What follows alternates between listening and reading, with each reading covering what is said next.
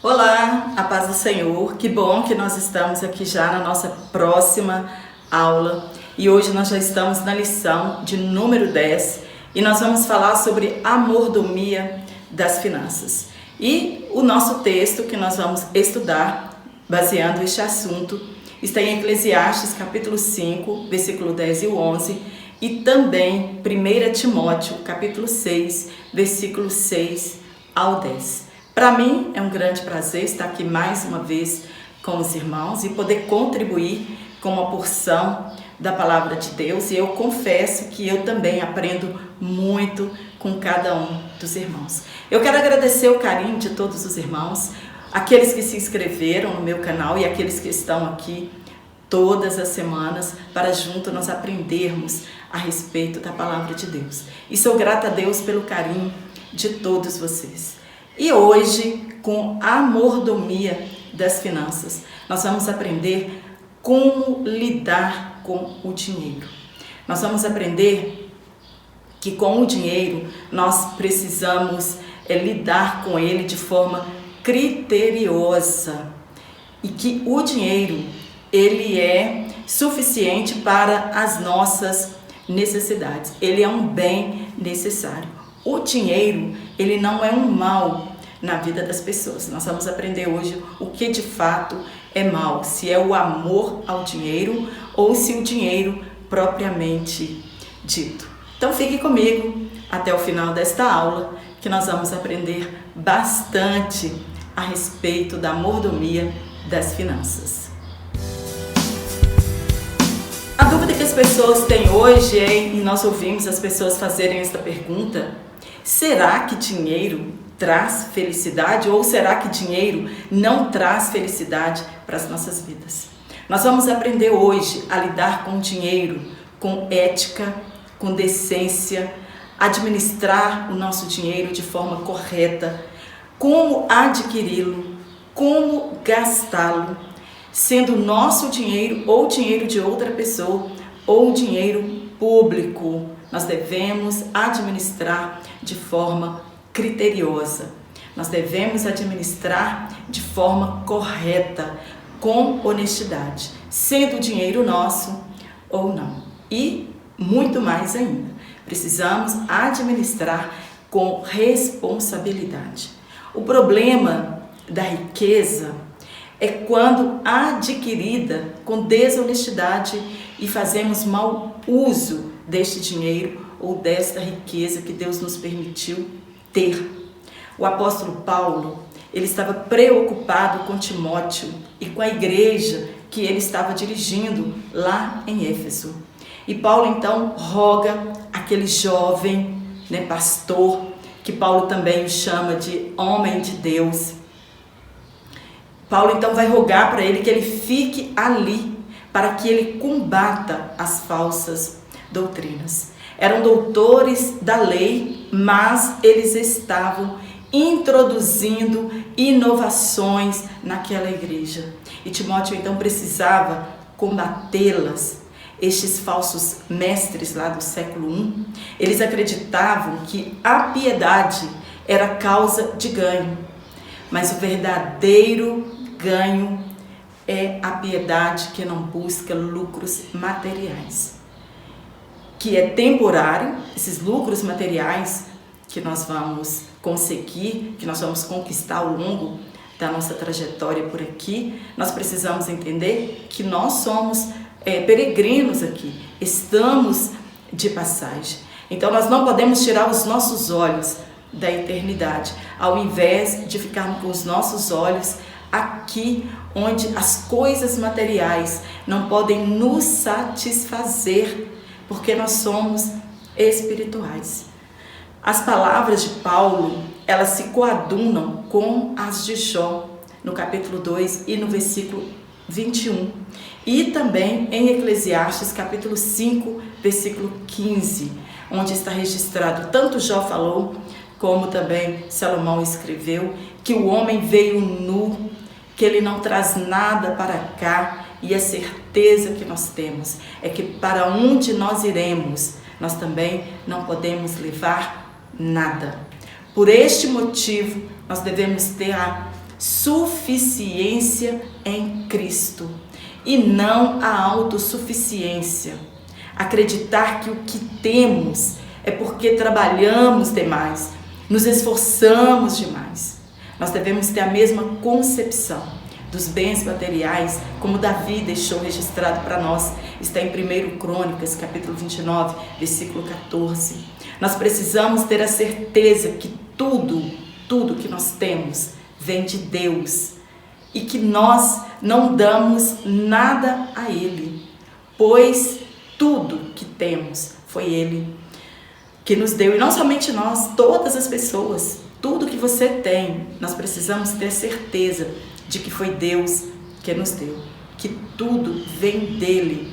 Ele nos deu primeiro para que depois nós pudéssemos doar para o reino de Deus. Antigamente, muito antigamente, nós éramos referência em relação ao incrédulo na administração das nossas finanças que Deus bondosamente nos concedeu. Nós éramos referência. As pessoas olhavam para os cristãos e viam a diferença daquele que servia a Deus, daquele que serve a Deus e daquele que não serve. Podia-se vender para um crente de olhos fechados. A pessoa tinha certeza que ela ia receber. Ou ela podia comprar em sua mão, porque ela tinha certeza que ela não estava sendo enganada. A pessoa tinha inteireza de caráter. Não estou generalizando que hoje todos os cristãos não têm isso, mas antigamente nós éramos referência. As pessoas não pediam nem informação a nosso respeito, a respeito de alguma pessoa, se soubesse que ela era crente, Nós tínhamos referência de conduta, de palavra, de verdade. As pessoas confiavam verdadeiramente nos cristãos. O dinheiro, ele pode ser bênção, mas ele também pode ser maldição na vida de muitas pessoas.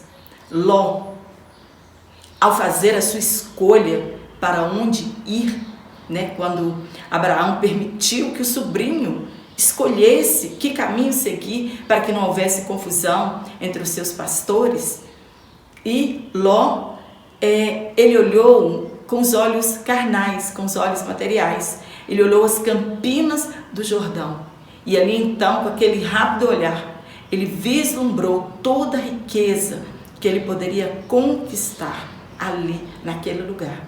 E nós sabemos que Ló, ele perdeu tudo quando ele fixou os seus olhos naquilo que é passageiro e não nos bens eternos.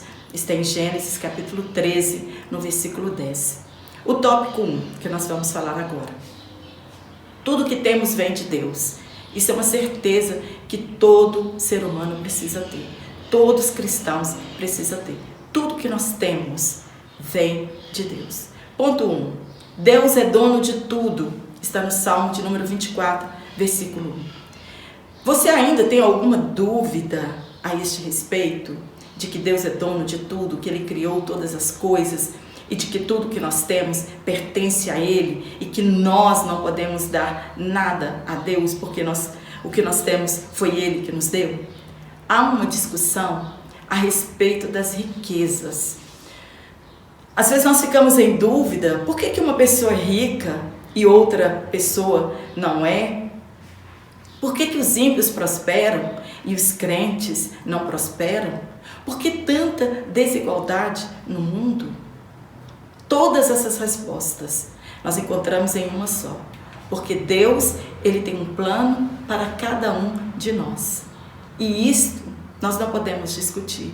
Isto é soberania de Deus. O desejo de Deus é que nós depositemos nele a nossa confiança. A confiança nele, que Ele vai suprir as nossas necessidades.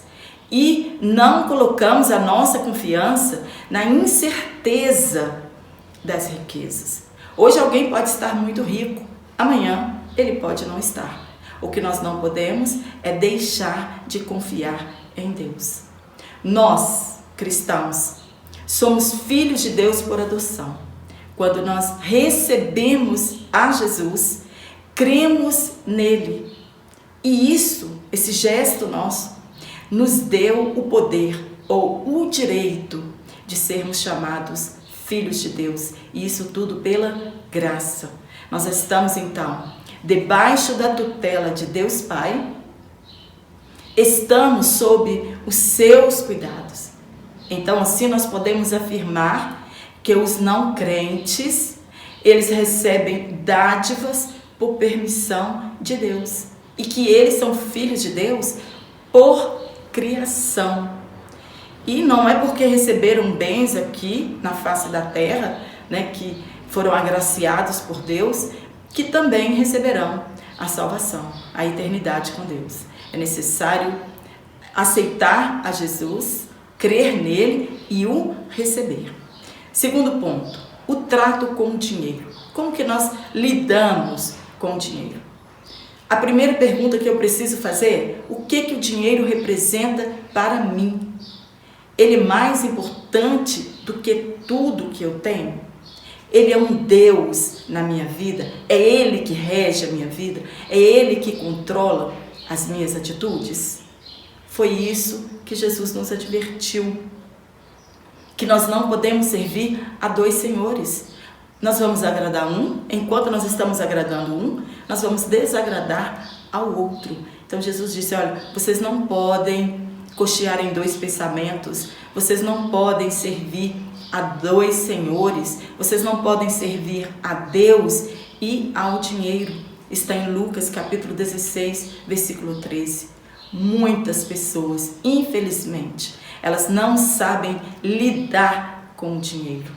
São ricos materialmente e miseravelmente pobres espiritualmente.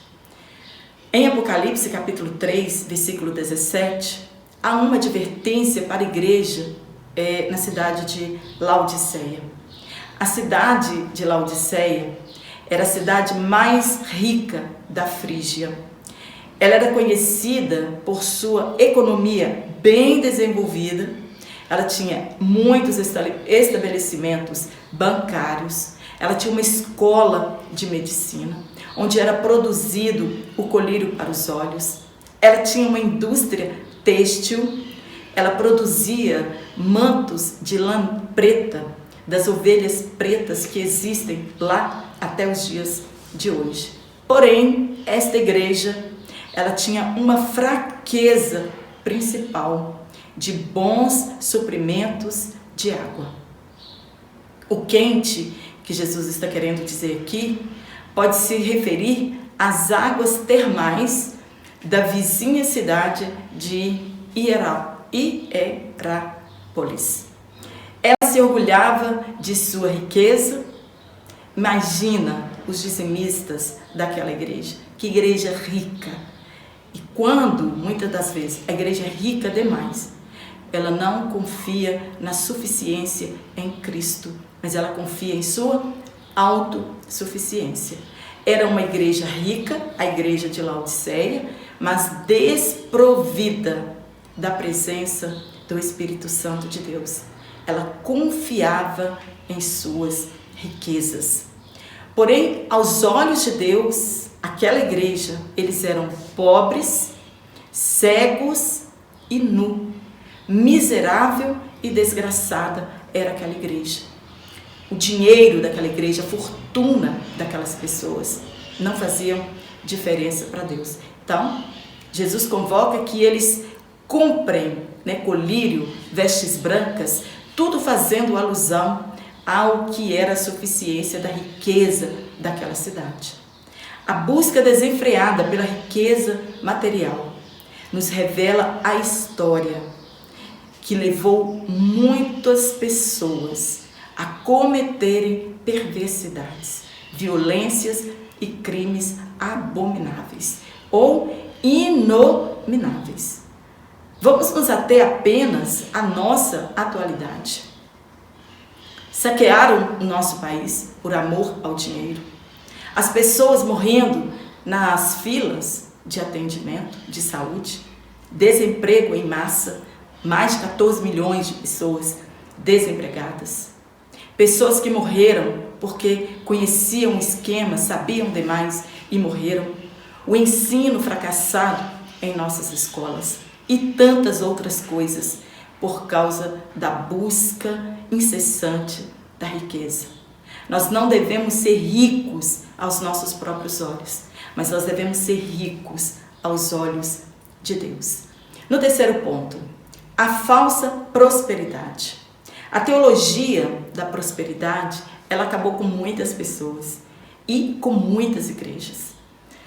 As pessoas acreditam que a pobreza, algumas acreditam que a pobreza é a ausência de Deus. Outros acreditam que a pobreza é que nos leva a Deus. Outros acreditam que porque nós somos filhos do rei, nós também devemos ser ricos. Todos querem ser ricos como Abraão, mas não querem ter a fé que Abraão teve. Não querem viver a obediência que ele viveu em relação a Deus. A riqueza que Abraão tinha não o impediu de ser chamado amigo de Deus. Outros olham a riqueza de Jó e a desejam, mas não querem viver as provações que o Jó viveu em seu tempo. Nada afastou estes dois homens de servir a Deus. A verdadeira prosperidade é quando confiamos em Deus e consideramos as riquezas deste mundo como bens passageiros. Nós não podemos permitir que a riqueza roube a nossa humildade e que nem a nossa riqueza nos afaste de Deus. Devemos obedecer a Deus quanto às leis divinas da prosperidade e falaremos delas daqui a pouco. No tópico 2, como o cristão deve ganhar o dinheiro? Já falamos isso bastante, vou deixar aqui o link da aula passada, que nós falamos bastante como o cristão deve ganhar o dinheiro. Primeiro, trabalhando honestamente. Na aula passada, nós falamos muito sobre isso. O cristão, ele não pode usar de meios ilícitos para sustento seu e da sua família. Nem que isso seja a última coisa que tenha para ele fazer para sustentar a sua família. Nós precisamos confiar em Deus. Nós sabemos que Deus nos abençoa por intermédio do nosso trabalho honesto. Deus disse, abre aspas, no suor do seu rosto comerás. Paulo, em 1 Tessalonicenses, capítulo 4, versículo 11, ele escreve que há uma diferença em passar necessidade, porque nós estamos vivendo uma situação difícil em nossa vida, e outra é passar necessidade por ser preguiçoso. Então precisamos trabalhar. Se não trabalhar, Paulo diz, também não deve comer. Nenhum serviço honesto é vergonhoso. Vergonha é ganhar dinheiro ilicitamente. Há trabalhos que degradam e humilham as pessoas. Nós não podemos exercer atividades relacionadas à venda de produtos piratas, falsificações, bebidas alcoólicas, drogas, produtos ligados à prostituição, rifas, bingos, jogos de azar, nada disso. Em Provérbios, capítulo 28, versículo 20, está escrito que aquele que tenta enriquecer rapidamente alcança uma riqueza que prejudica, que nos afasta de Deus, que nos adoece e tira a paz. Nós devemos esperar em Deus. Devemos fugir da avareza. O que é avareza? Avareza é apego excessivo ao dinheiro. Em 1 Timóteo capítulo 6, versículo 9 e versículo 10. Paulo ele escreveu que o amor, vejam a diferença, não é o dinheiro a raiz de todos os males, mas este amor excessivo, este amor que escraviza, este amor que não olha princípios, que subjuga as pessoas, que humilha o próximo. E para conquistá-lo, passam por cima de amigos, familiares, passam por cima da sua dignidade, da sua honra, do seu caráter e o pior de tudo, passam por cima da palavra de Deus. É a avareza que é condenada por Deus. A riqueza eu posso ter, não é pecado, não é crime, desde que seja lícita. O que ela não pode é mudar o nosso caráter. Deus, ele não condena a riqueza. Ela é útil para quem tem consciência de que nada levará daqui. Ela é muito útil na nossa vida, na vida das pessoas, no meio da sociedade e para a igreja. Ela é importante para o crescimento do reino de Deus, mas o crescimento do reino de Deus não depende das nossas riquezas e nem do nosso dinheiro. E ele é importante para a ajuda dos necessitados. Nós não precisamos de muito para ser feliz. E também nós não precisamos de muito para nos satisfazer e para sermos felizes. Quanto mais se deseja o dinheiro, mais a pessoa cai em laços e armadilhas. A pessoa nunca se satisfaz com o que tem. Ela sempre está em busca, e é uma busca desenfreada de mais e mais. As pessoas duplicam o seu trabalho, tudo que elas têm é insuficiente, porque estas coisas materiais, elas não podem nos satisfazer, porque só o nosso corpo físico que é terreno, o nosso espírito, ele se satisfaz com a presença de Deus. Quando nós nos relacionamos com Deus, infelizmente muitas pessoas colocam a sua esperança na incerteza das riquezas. Está em 1 Timóteo capítulo 6, versículo 17. Jó, ele perdeu tudo. Ele era um homem riquíssimo, mas a pobreza que alcançou ele naquele tempo não o impediu de adorar a Deus. Ele continuou adorando a Deus, mesmo pobre, doente, perdeu todos os seus filhos, perdeu todos os seus bens, mas ele continuou adorando a Deus. Não era o dinheiro que ligava Jó a Deus, mas era a sua comunhão, o seu amor, a devoção que ele tinha com Deus. Paulo, ele chama o amor ao dinheiro de torpe ganância e aconselha ao obreiro, ao presbítero, que ele não seja apegado ao dinheiro. Tiago também, ele adverte aos diáconos que procedam da mesma forma, que eles também fossem desapegados a lucros desonestos. E muitos líderes religiosos hoje, eles estragam famílias inteiras. Quantas famílias já desviaram do caminho do Senhor porque ouviram uma falsa promessa de prosperidade e não alcançaram nada daquilo? Igrejas inteiras, eles destroem igrejas inteiras, ensinando o que não convém. A teologia da prosperidade, ela tem arruinado a vida de milhares de pessoas. Em 1 Timóteo, capítulo 3, versículo 3 e 8, Tito, capítulo 1, versículo 7 e o 11. Por causa do dinheiro, as pessoas renunciam às leis de Deus. Na verdade, elas erram o alvo, isto é, elas desviam-se da fé. Elas têm tanto amor pelo dinheiro que Deus já não cabe mais dentro daquele espaço. Elas atropelam as leis divinas e esquecem qual é o propósito das nossas riquezas. Paulo, ele tinha experiência quando ele escreveu estas coisas. Ele disse que Demas tinha deixado ele só, porque ele tinha amado o presente século, ele tinha amado o mundo. Está em 2 Timóteo capítulo 4, versículo 10. E em Filemon, no versículo 24, Demas, ele era chamado de cooperador. Ele era um homem que outrora ajudava Paulo, socorria, pregava o evangelho, ajudava na obra de Deus, na casa, nos cultos, mas ele começou a amar o presente século e abandonou tudo, trocou tudo por causa dos prazeres que são efêmeros. A nossa certeza que nós precisamos ter é de que tudo que Deus tem nos dado tem um objetivo e um alvo certo, a ser atingido. Judas, ele vendeu Jesus Cristo por 30 moedas de prata, o preço de um escravo na época. Ele foi levado à ruína. Ele era um dos 12 apóstolos. Está em Mateus capítulo 26, versículo 15. Nós falamos, de Judas.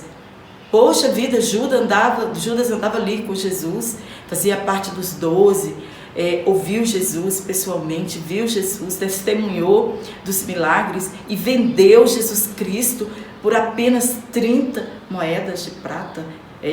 Muitas pessoas falam, isso é um absurdo, não é mesmo? Um absurdo Judas ter traído Jesus. Mas hoje, quantos de nós estamos vendendo a Cristo para obter fama, sucesso e dinheiro? Como Judas, estamos traindo a Jesus, traindo o evangelho que ele deixou que nós ensinássemos, que nós pregássemos. Aceitem tudo que vem de Deus e sejamos ricos diante de Deus. Este deve ser o nosso desejo, aceitar tudo que vem da parte de Deus e sermos ricos para Ele, não para nós mesmos ou para o mundo. O nosso dinheiro, ele deve ser compartilhado. Está em 1 Timóteo capítulo 6, versículo 17 ao 19. Muitos, infelizmente, para mostrar aos outros que é o que na verdade ele não é, ele busca de toda maneira um jeito de ser rico, não importa os meios, Eles acreditam que os meios não justificam os fins. Como eu consegui ser rico, não tem problema. O bom é que eu alcancei a riqueza tão sonhada. Nós vivemos em uma sociedade que o ter é mais importante do que ser. As pessoas não estão preocupadas quem eu sou, o meu caráter. Não, elas estão preocupadas o que eu tenho. O ser hoje não importa para a maioria das pessoas, mas o que eu tenho, isso conta muito para muitas pessoas. Mas Deus, ele não é assim. Deus, ele não age desta forma. Não para Deus. O mundo é que nos constrange a ser desta forma. Deus, ele nos faz prosperar, mas nós não podemos tratar Deus como se ele fosse um gênio da lâmpada. Esfrega-se a lâmpada e 3 desejos. Você pode pedir 3 coisas. Deus não é o gênio da lâmpada que nos faz prosperar quando nós queremos que ele faça. E nem todos, A prosperidade, ela vai além da riqueza material. Tem muitas pessoas que são muito ricas e não são prósperas, não têm a sua vida próspera. Deus, ele abençoa o nosso trabalho e nos prospera, nos permite, nos dá essa dádiva de sermos ricos. Ele então abençoa o nosso cérebro. Riqueza não é sinal de que Deus está comigo e pobreza não é sinal de que Deus me abandonou. José e Maria eram pobres e foram escolhidos por Deus para um grande propósito. E não foi porque Deus escolheu aquele casal para aquele grande propósito que da noite para o dia eles se tornaram ricos ou o casal milionário daquele século. Não, eles continuaram pobres.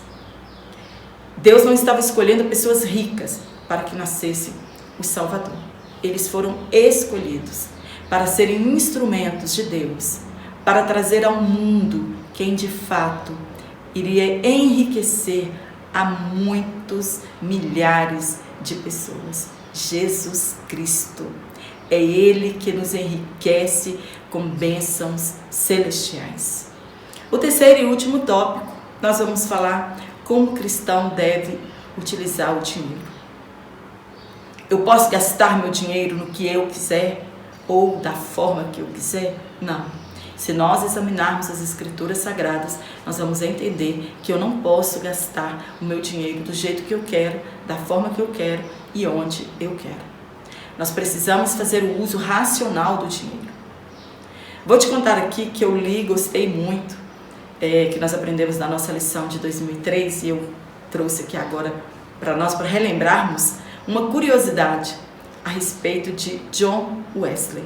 John Wesley, ele foi um pregador nascido na Inglaterra no início do século XVIII. Ele foi um grande avivalista. E ele deu 3 regrinhas básicas a respeito do dinheiro. Primeira regra que ele deu: ganhe o máximo de dinheiro que você puder, sem que isso traga prejuízo para as nossas vidas, sem que isso traga prejuízo para a nossa família e para o meu próximo e para o meu relacionamento com Deus. Paulo disse que muitos, nesta busca desenfreada de ficarem ricos, transpassaram a si mesmo com dores. E hoje nós enxergamos isso com os nossos olhos carnais, tantas pessoas perdendo tudo, moral, caráter, honra, prejudicando a família, o seu próximo, o trabalho e a si mesmo, nesta busca desenfreada. Segunda regrinha que ele deu: economizar o máximo que pudermos, isto é, não gastar naquilo que não é pão, não gastar naquilo que seja na satisfação dos nossos desejos loucos e pecaminosos, não gastar tudo que temos com a cobiça dos nossos olhos. Tem pessoas que ela tem tanto dinheiro e que, entre aspas, ela não tem onde gastar, porque se nós olharmos à nossa volta, nós vamos encontrar pessoas carentes, nações carentes, né, do nosso dinheiro, do dinheiro dessas pessoas que são bilionárias, trilionárias, mas aos olhos delas, elas não têm onde gastar o dinheiro ou com quem gastar, que constroem verdadeiros palácios, colecionam objetos caros e raros e vão amontoando para si riquezas que não poderão levar daqui. Essas pessoas desconhecem a Deus. Estas pessoas não pensam na possibilidade da morte. Elas não contam os seus dias com sabedoria. E a terceira e última regrinha, ele diz que nós devemos doar o máximo que nós pudermos. E infelizmente, nós precisamos nos aperfeiçoar nisso. Primeiro ponto: onde nós gastamos o nosso dinheiro? Na igreja do Senhor. Existem várias formas de nós contribuirmos na igreja do Senhor. Primeiro, nós contribuímos com nossos dízimos e depois com as nossas ofertas alçadas. Enganam-se as pessoas que pensam que Jesus veio e aboliu a entrega, a devolução do dízimo. Ao contrário, Jesus ele ensinou a forma correta de nós sermos dizimistas. Jesus estava dizendo: não adianta você devolver o seu dízimo e ser perverso, ser adúltero, não socorrer as viúvas e os órfãos, não tratar as pessoas com misericórdia. Não adianta ser dizimista. Mas eu preciso ser dizimista, disse Jesus, e praticar todas estas coisas. Jesus ele intensificou a nossa forma de adoração. Está em Mateus capítulo 23, versículo 23. Levar os dízimos para que não falte o mantimento na casa de Deus, para que não falte o sustento das viúvas e dos órfãos. E esta é a verdadeira religião. Malaquias capítulo 3, versículo 10 e Tiago capítulo 1, versículo 27. Nós precisamos contribuir com nossas ofertas alçadas. Tem pessoas que, infelizmente, elas acreditam que se já levou o dízimo, missão cumprida.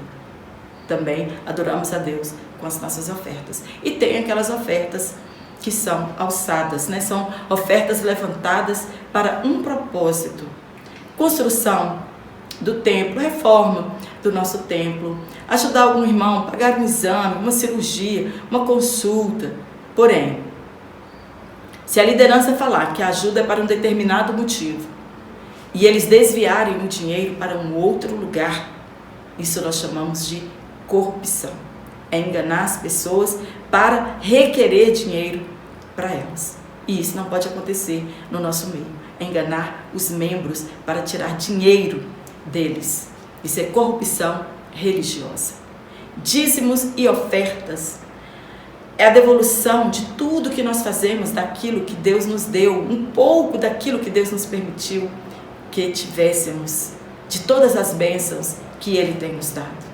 Nós contribuímos não para fazer barganha com Deus.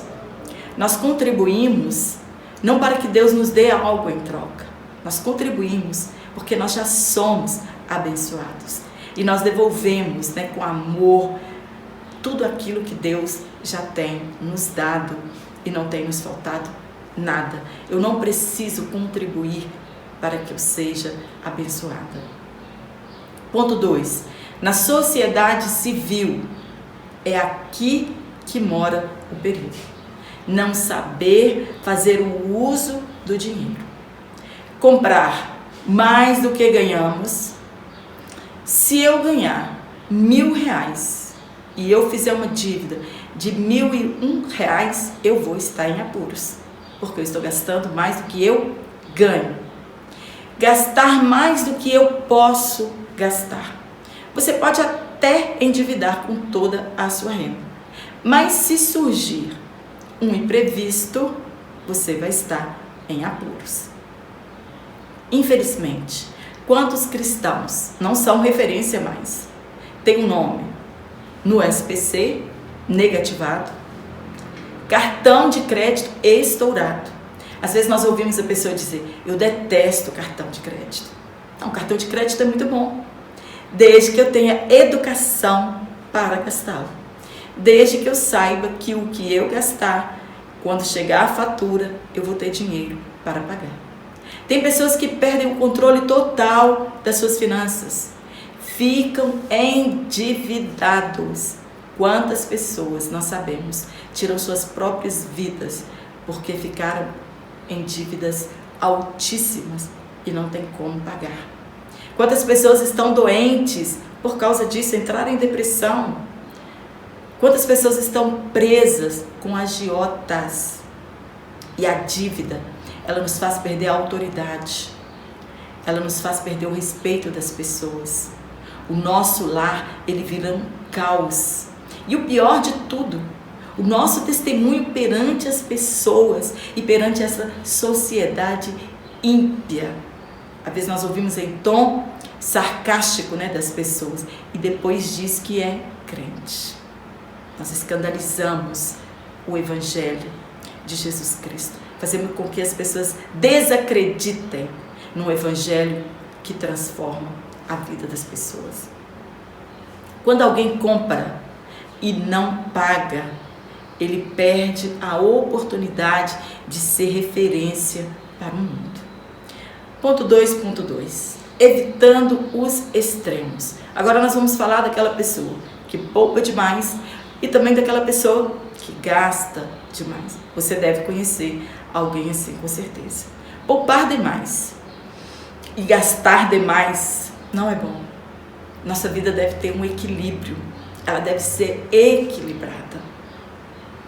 Eu conheço pessoas que poupou tanto a vida inteira, não tiravam dinheiro para fazer um lanche, para comprar uma roupa nova, um sapato novo, um perfume bom, um creme bom, uma comida melhor.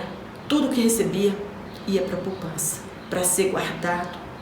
Privou-se a si mesmo. Quantas pessoas têm privado a si mesmo e negado a si mesmo de ter uma vida tranquila, da sua família viver? Ela poupa tanto que a sua família vive no limite, porque essa pessoa quer poupar demais.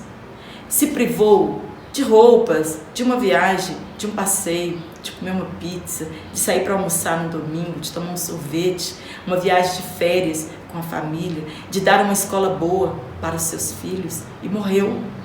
E não levou nada, e deixou uma pequena herança, uma pequena fortuna, e que ainda serve de motivos de desavença familiar. E do outro lado, tem os que gastam de maneira irrefreável, causando dores também a si mesmo e aos familiares. Vivem endividados e privam a sua família das mesmas coisas, de ter uma vida tranquila. O que nós precisamos ter é equilíbrio. A nossa vida deve ser equilibrada. Pouparmos com moderação e gastarmos com moderação. 2.3. Tendo controle da renda. Como é que eu tenho controle da minha renda? A primeira coisa que nós precisamos ter, uma agenda, uma caderneta, um bloquinho e uma caneta. No topo, você anota, eu ganho tanto.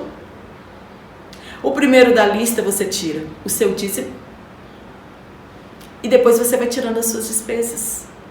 Água, luz, telefone, seja o que for, alimento, gás, seja o que for. Nossa vida deve ser equilibrada e ela deve estar na ponta do nosso lápis, na calculadora, para que nós não extrapolemos a nossa dívida. Eu não posso comer o meu dízimo e nem beber o meu dízimo. Eu preciso ter um equilíbrio e ter um papel para que eu anote as minhas despesas principais. Separe uma quantia para o lazer. Aprenda a viver com o que você ganha, seja pouco ou muito. Nós devemos nos contentar com a nossa renda. Isso não nos trará prejuízo. Muitos transpassaram a si mesmos em procura da riqueza. Então, vamos viver uma vida equilibrada e contentar com a nossa porção. O salário mínimo é o mínimo aceitável que alguém pode receber no final das suas 8 horas trabalhadas por dia. É muito pouco? É muito pouco, mas é o que se paga no nosso país. Então eu preciso aprender a viver com ele. Ou então eu posso fazer algo que aumente a minha renda, mas que não extrapole os limites. Se ganho pouco, eu posso querer um celular de última geração? Se eu ganho pouco, eu posso querer um carro de luxo? Eu não vou conseguir pagar o IPVA, eu não vou conseguir trocar o óleo, trocar os pneus, dar manutenção nesse veículo, eu não vou conseguir cuidar deste celular, eu vou ficar endividado. É isso que nós precisamos aprender, ter equilíbrio. O que eu posso ter e ser com o que eu ganho? 2.4. Não fique por fiador. Isso é até difícil comentar. A Bíblia nos aconselha a não sermos fiadores de ninguém. Quantos pais, fiam seus filhos, assinam uma dívida por eles e os filhos não pagam aquela dívida e os pais ficam numa situação dificílima. Quantos casais estão em uma situação difícil porque foram bonzinhos com alguém, foram fiadores e estão em grandes dores? Nome sujo, busque apreensão, não tem condição de pagar sua dívida, que nem é sua, e às vezes nós ouvimos as pessoas dizerem, mas essa dívida nem é minha. Quando eu sou fiador, a dívida passa a ser minha.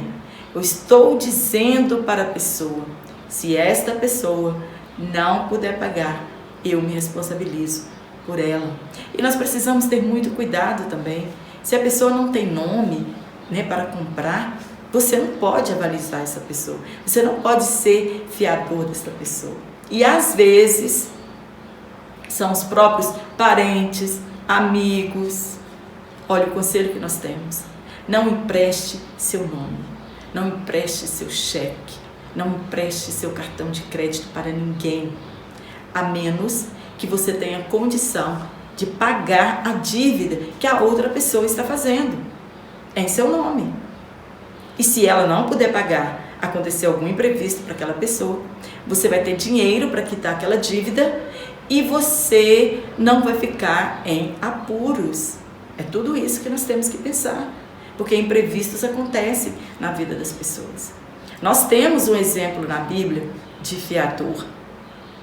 Judá, ele ofereceu-se pessoalmente como garantia devolução em segurança de Benjamim a Jacó. E quando isto parecia que ia ficar impossível, ele se apresentou a José para ser seu escravo. Porque quando nós caímos na mão de um agiota, quando nós somos avalista de alguém, nós somos fiador de alguém, nós nos tornamos escravos daquela pessoa que nós estamos devendo. Está em Gênesis 43, versículo 9, capítulo 44, versículo 32 e 33, e Provérbios no capítulo 11, no versículo 15, e também Provérbios capítulo 6, no versículo 1. 2.5. Fugindo dos agiotas. Agiotagem é crime e nós precisamos fugir. E às vezes, em meio ao desespero, a única porta que aparece aberta é um agiota. Coitado de quem cai nas mãos de um agiota. Eles não perdoam. Cobram juros extorsivos ou abusivos. Esta atividade ela é ilícita. Crente pode emprestar dinheiro? Pode. Desde que não cobre com usura. Desde que não cobre juros exorbitantes. O cristão, ele não pode praticar agiotagem. Agiotagem é pecado.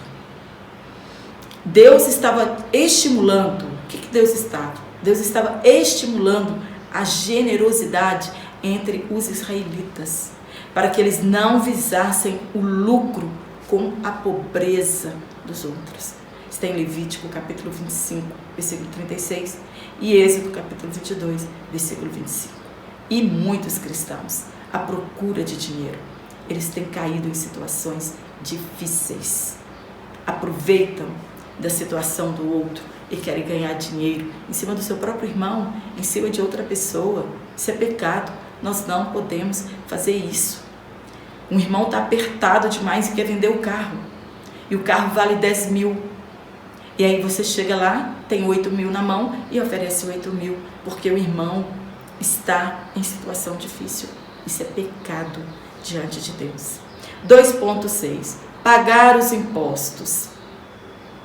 Na atual conjuntura que nós vivemos, tantos políticos ladrões, as pessoas estão desacreditadas em pagar impostos. Ninguém quer pagar impostos, mas nós já aprendemos que nós temos que pagar impostos, porque nada é nosso.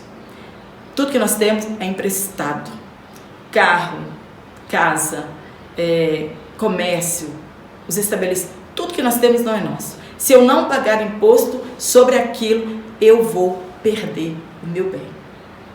Mas é nosso dever, mesmo com essa atual crise que nós estamos vivendo no nosso país, o nosso dever é não sonegar impostos. A nossa carga tributária, ela é uma das mais pesadas no mundo.